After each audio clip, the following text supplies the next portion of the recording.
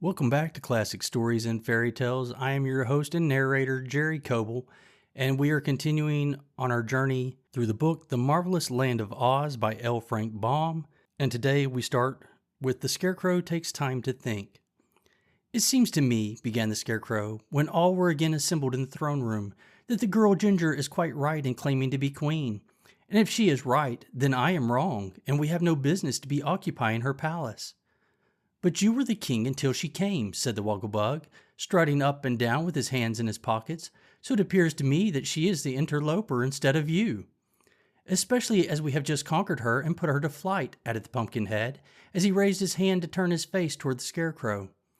Have we really conquered her? Asked the Scarecrow quietly. Look out of the window and tell me what you see. Tip ran to the window and looked out. The palace is surrounded by a double row of girl soldiers, he announced. I thought so, returned the Scarecrow. We are as truly their prisoners as we were before the mice frightened them from the palace. My friend is right, said Nick Chopper, who had been polishing his breast with a bit of chamois leather. Ginger is still the queen, and we are her prisoners. But I hope she cannot get at us, exclaimed the Pumpkinhead with a shiver of fear. She threatened to make tarts of me, you know. Don't worry, said the Tin Woodman. It cannot matter greatly. If you stay shut up here, you will spoil in time anyway. A good tart is far more admirable than a decayed intellect. Very true, agreed the Scarecrow. Oh dear, moaned Jack, what an unhappy lot is mine. Why, dear father, did you not make me out of tin, or even out of straw, so that I would keep indefinitely? Shucks, returned Tip indignantly.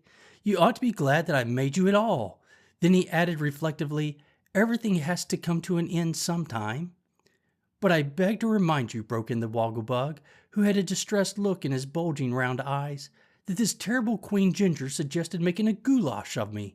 Me, the only highly magnified and thoroughly educated Wogglebug in the wide, wide world. I think it was a brilliant idea, remarked the Scarecrow approvingly. Don't you imagine he would make a better soup? Asked the Tin Woodman, turning toward his friends. Well, perhaps, acknowledged the Scarecrow. The Wogglebug groaned. I can see in my mind's eye, said he mournfully, the goats eating small pieces of my dear comrade, the Tin Woodman, while my soup is being cooked on a bonfire built of the sawhorse and Jack Pumpkinhead's body, and Queen Ginger watches me boil while she feeds the flames with my friend, the Scarecrow. This morbid picture cast a gloom over the entire party, making them restless and anxious. It can't happen for some time, said the Tin Woodman, trying to speak cheerfully, for we shall be able to keep Ginger out of the palace until she manages to break down the doors. And in the meantime, I am liable to starve to death, and so is the Wogglebug, announced Tip. As for me, said the Wogglebug, I think that I could live for some time on Jack Pumpkinhead. Not that I prefer pumpkins for food, but I believe they are somewhat nutritious, and Jack's head is large and plump. How heartless, exclaimed the Tin Woodman, greatly shocked. Are we cannibals? Let me ask. Or are we faithful friends? I see very clearly that we cannot stay shut up in this place, said the Scarecrow with decision, so let us end this mournful talk and try to discover a means to escape. At this suggestion they all gathered eagerly around the throne, wherein was seated the Scarecrow, and as Tip sat down upon a stool, there fell from his pocket a pepper box, which rolled upon the floor. What is this? Asked Nick Chopper, picking up the box. Be careful, cried the boy. That's my powder of life. Don't spill it, for it's nearly gone. And what is the powder of life? Inquired the Scarecrow, as Tip replaced the box carefully in his pocket. It's some magical stuff old Mombi got from a crooked sorcerer, explained the boy. She brought Jack to life with it, and afterward I used it to bring the sawhorse to life. I guess it will make anything live that is sprinkled with it, but there's only about 1 dose left. Then it is very precious, said the Tin Woodman. Indeed it is, agreed the Scarecrow. It may prove our best means of escape from our difficulties. I believe I will think for a few minutes, so I will thank you, friend Tip, to get out your knife and rip this heavy crown from my forehead. Tip soon cut the stitches that had fastened the crown to the Scarecrow's head, and the former monarch of the Emerald City removed it with a sigh of relief and hung it on a peg beside the throne. That is my last memento of royalty, said he, and I'm glad to get rid of it. The former king of this city, who was named Pastoria, lost the crown to the wonderful wizard, who passed it on to me. Now the girl Ginger claims it, and I sincerely hope it will not give her a headache. "A kindly thought, which I greatly admire," said the Tin Woodman, nodding approvingly. "And now I will indulge in a quiet think," continued the Scarecrow, lying back in the throne. The others remained as silent and still as possible, so as not to disturb him, for all had great confidence in the extraordinary brains of the Scarecrow.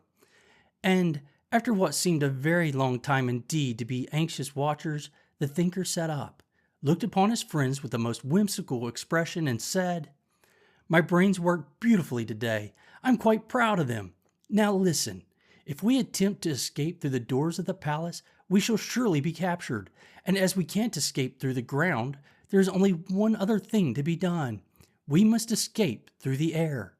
He paused to note the effect of these words, but all his hearers seemed puzzled and unconvinced. "The wonderful wizard escaped in a balloon," he continued. "We don't know how to make a balloon, of course, but any sort of thing that can fly through the air can carry us easily. So I suggest that my friend the Tin Woodman, who is a skillful mechanic, shall build some sort of a machine with good strong wings to carry us, and our friend Tip can then bring the thing to life with his magical powder." "Bravo!" cried Nick Chopper. "What splendid brains!" murmured Jack. "Really quite clever," said the educated Wogglebug. "I believe it can be done," declared Tip. "That is, if the Tin Woodman is equal to making the thing." "I'll do my best," said Nick cheerily. "And as a matter of fact, I do not often fail in what I attempt. But the thing will have to be built on the roof of the palace, so it can rise comfortably into the air." "To be sure," said the Scarecrow. "Then let us search through the palace," continued the Tin Woodman, "and carry all the material we can find to the roof, where I will begin my work."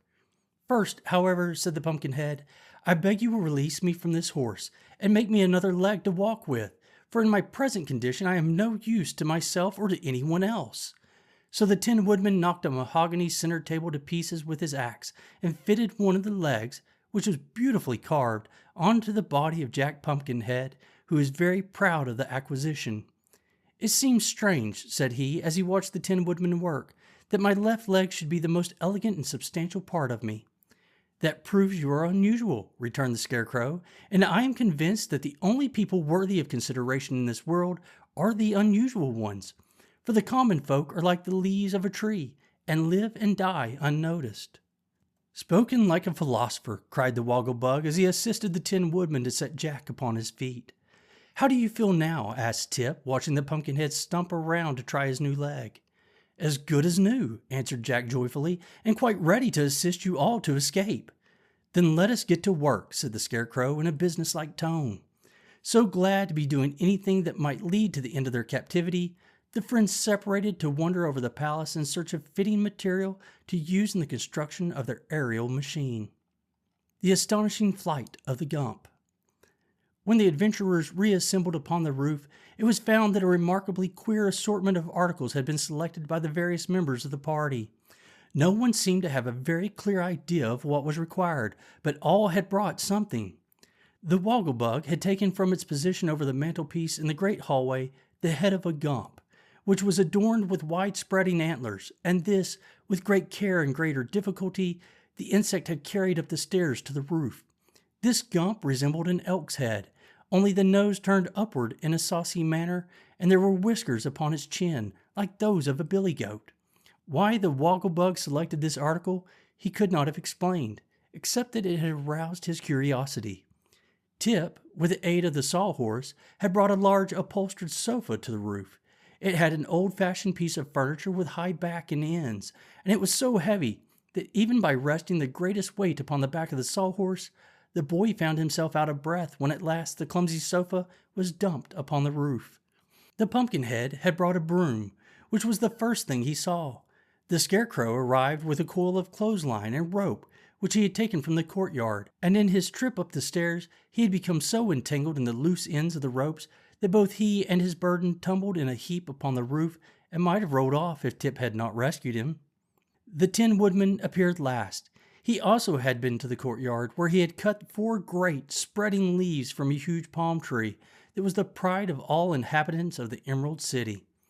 "My dear Nick," exclaimed the Scarecrow, seeing what his friend had done, "you have been guilty of the greatest crime any person can commit in the Emerald City. If I remember rightly, the penalty for chopping leaves from the royal palm tree is to be killed 7 times, and afterwards imprisoned for life." "It cannot be helped now," answered the Tin Woodman, throwing down the big leaves upon the roof, "but it may be one more reason why it is necessary for us to escape.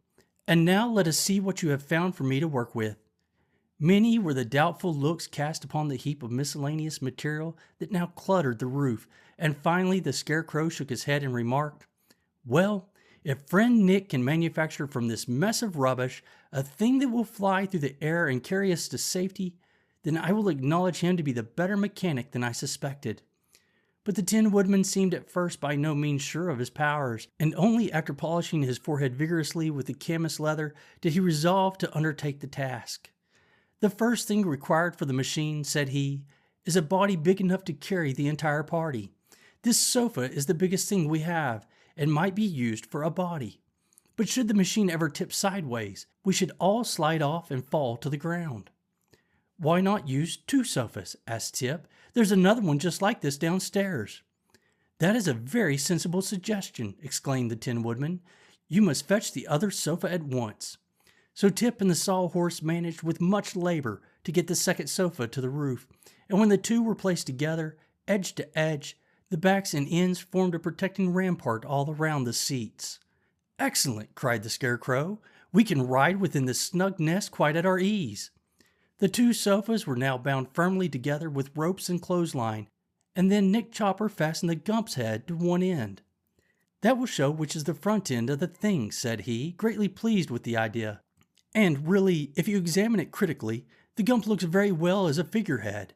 These great palm leaves, for which I have endangered my life 7 times, must serve us as wings." "Are they strong enough?" asked the boy. "They are as strong as anything we can get," answered the Woodman, "and although they are not in proportion to the thing's body, we are not in a position to be very particular." So he fastened the palm leaves to the sofas, 2 on each side. Said the Wogglebug with considerable admiration, "The thing is now complete and only needs to be brought to life." "Stop a moment," exclaimed Jack. "Are you not going to use my broom?" "What for?" asked the Scarecrow. "Why, it can be fastened to the back end for a tail," answered the Pumpkinhead. "Surely you would not call the thing complete without a tail." Said the Tin Woodman. "I do not see the use of a tail. We are not trying to copy a beast, or a fish, or a bird. All we ask of the thing is to carry us through the air." "Perhaps, after the thing is brought to life, it can use a tail to steer with," suggested the Scarecrow. "For if it flies through the air, it will not be unlike a bird, and I've noticed that all birds have tails, which they use for a rudder while flying." "Very well," answered Nick. "The broom shall be used for a tail," and he fastened it firmly to the back end of the sofa body. Tip took the pepper box from his pocket. "The thing looked very big," said he anxiously, "and I'm not sure there is enough powder left to bring all of it to life, but I'll make it go as far as possible." "Put most on the wings," said Nick Chopper, "for they must be made as strong as possible." "And don't forget the head," exclaimed the Wogglebug. "Or the tail," added Jack Pumpkinhead. "Do be quiet," said Tip nervously. "You must give me a chance to work the magic charm in the proper manner." Very carefully he began sprinkling the thing with the precious powder. Each of the 4 wings was first lightly covered with a layer, then the sofas were sprinkled and the broom given a slight coating. "The head, the head! Don't, I beg of you, forget the head!" cried the Wogglebug excitedly. "There's only a little of powder left," announced Tip, looking within the box, "and it seems to me it is important to bring the legs of the sofa to life than the head." "Not so," decided the Scarecrow. "Everything must have a head to direct it, and since this creature is to fly and not walk, it is really unimportant whether its legs are alive or not." So Tip abided by the decision and sprinkled the Gump's head with the remainder of the powder. "Now," said he, "keep silence while I work the charm." Having heard old Mombi pronounce the magic words, and having also succeeded in bringing the Sawhorse to life, Tip did not hesitate an instant in speaking the 3 cabalistic words, each accompanied by the peculiar gesture of the hands. It was a grave and impressive ceremony. As he finished the incantation, the thing shuddered throughout its huge bulk. The Gump gave the screeching cry that is familiar to the animals, and then the 4 wings began flopping furiously. Tip managed to grasp a chimney, else he would have been blown off the roof by the terrible breeze raised by the wings.